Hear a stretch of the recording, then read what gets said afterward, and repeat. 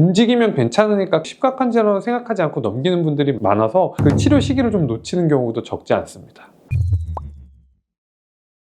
안녕하세요. 참포도나무병원 신경외과 전문의 최고 원장입니다. 혹시 아침에 눈을 떴는데 허리가 너무 뻣뻣해서 바로 일어나기 힘드셨던 적이 있으실까요? 근데 출근해서 조금 움직이다 보면 허리 통증이 어느 순간 금세 가라앉는 경우도 있습니다. 이럴 때 보통 대개는 잠을 좀 잘못 잤나 보다, 담이 걸렸나 보다 하고 가볍게 넘기시는 분들이 많을 겁니다. 하지만 이건 단순한 통증이 아니라 놓치면 안 되는 중요한 신호일 수 있습니다. 오늘은 특히 젊은 남성분들께서 꼭 알고 계셔야 할 질환, 척추가 마치 대나무처럼 굳어버리는 병, 강직성 척추염에 대해 알려드리겠습니다.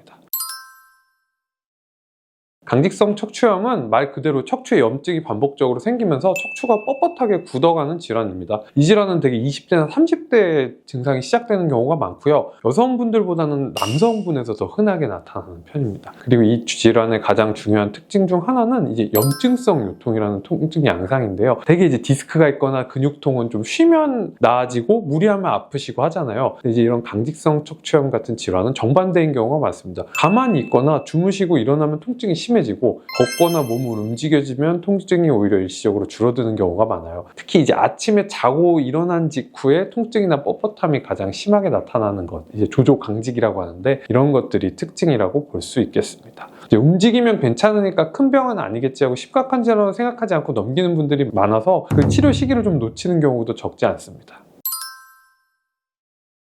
제가 이 병을 설명할 때 환자분들께 자주 말씀드리는 표현이 있는데요. 이제 바로 대나무 척추란 말입니다. 이게 처음부터 그렇진 않지만 이제 척추는 원래 뼈와 뼈 그리고 그 사이에 디스크로 마디마디가 분리되어 있어서 각각 분절이 자유롭게 움직일 수 있어야 하는데요. 이런 염증이 계속 반복되면 우리 몸은 이제 그러한 과정에서 그런 인대들이 뼈처럼 변하면서 척추 관절들이 전부 연결돼 버립니다. 그래서 다 붙어버리게 되고 이제 척추 사이 인대 관절이 점점 뼈처럼 딱딱해지고 점점 붙어버리게 되면 당연히 유연성이 떨어져서 허리가 뻣뻣해지는 겁니다. 이럴 때 이제 엑스레이를 찍어보면 척추가 마치 대나무 막대기처럼 이렇게 있다고 해서 저희가 뱀부 스파인, 대나무 허리라고 이제 보통 하게 되거든요. 이 단계까지 진행이 되면 허리를 숙이거나 옆을 본다든지 돌리는 행동이 어려워질 수가 있고 정말 심각한 후기에는 이제 갈비뼈와 척추 만나는 부분까지 굳어서 숨을 이렇게 쉬는 것까지 불편해질 수가 있습니다.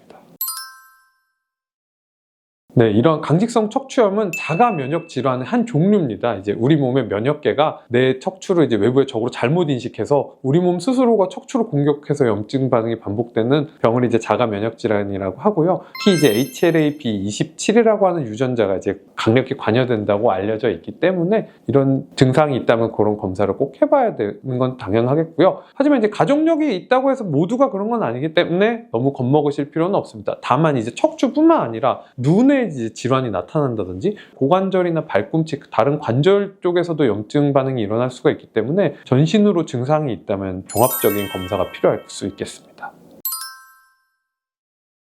네, 지금부터는 간단히 스스로 체크해 보실 수 있도록 몇 가지 질문을 드릴게요. 이제 해당되는 게 있는지 한번 체크해 보십시오. 첫 번째, 아침에 허리나 엉덩이 쪽, 엉치라고 많이 하시는데 그쪽이 아프고 뻣뻣한 느낌이 30분 이상 지속된 적이 있으신지. 두 번째, 움직이거나 운동을 하면 오히려 좀 좋아지네? 통증이 줄어든다고 느낀 적이 있으신지. 세 번째, 엉덩이가 한쪽이 아프다가 혹은 양쪽이 아프기도 하고 번갈아 가며 아프신 적이 있으신지. 네 번째는 허리 통증 때문에 이제 자다가 깨는 일이 늘거나 잦아지셨는지. 이 중에 두 가지 이상 해당된다면 반드시 강직성 척추염은 아니겠지만 특히 젊은 남성분이라면 꼭 넘기지 마시고 전문의 진료를 한번 받아보시는 걸 권유드리겠습니다.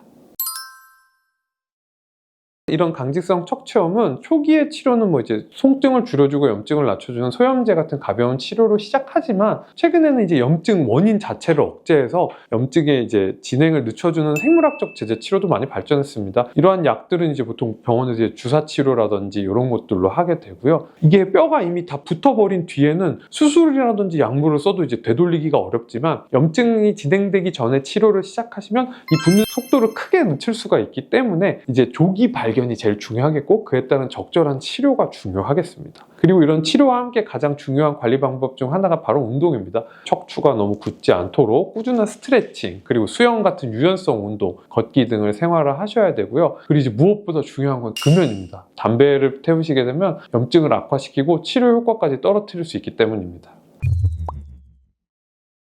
오늘은 강직성 척추염에 대해 말씀드렸습니다. 아침에 특히 뻣뻣하고 움직이면 좋아진다는 이유로 그냥 좋아지니까 하고 그냥 넘기기 쉬운 병이지만 시기를 놓쳐서 일정 이상 진행되게 되면 척추가 실제로 굳어져서 일상생활에 크게 불편함을 초래할 수가 있겠습니다. 다행히 요즘은 조기에 발견해서 치료 시작하면 통증을 조절하고 일상생활을 충분히 유지할 수 있고, 그리고 이제 염증의 진행을 낮출 수 있는 좋은 약제들이 많아졌기 때문에, 그러니까 이제 아직 젊어서 괜찮다든지 좀 움직이니까 나으니까 큰 병은 아닐 거야 하고 이렇게 넘겨짚지 마시고요. 오늘 말씀드린 4가지 포인트 증상들에 해당이 되신다면 한 번은 꼭 전문의 진찰을 꼭 받아보시고, 허리뿐만 아니라 골반 검사라든지 MRI 검사까지 요할 수 있고, 강력히 의심된다면 HLA-B27 유전자 검사까지 해보시는 걸 권장드리겠습니다. 네, 지금까지 참포도남병원 신경외과 전문의 최고원장이었습니다. 시청해주셔서 감사합니다.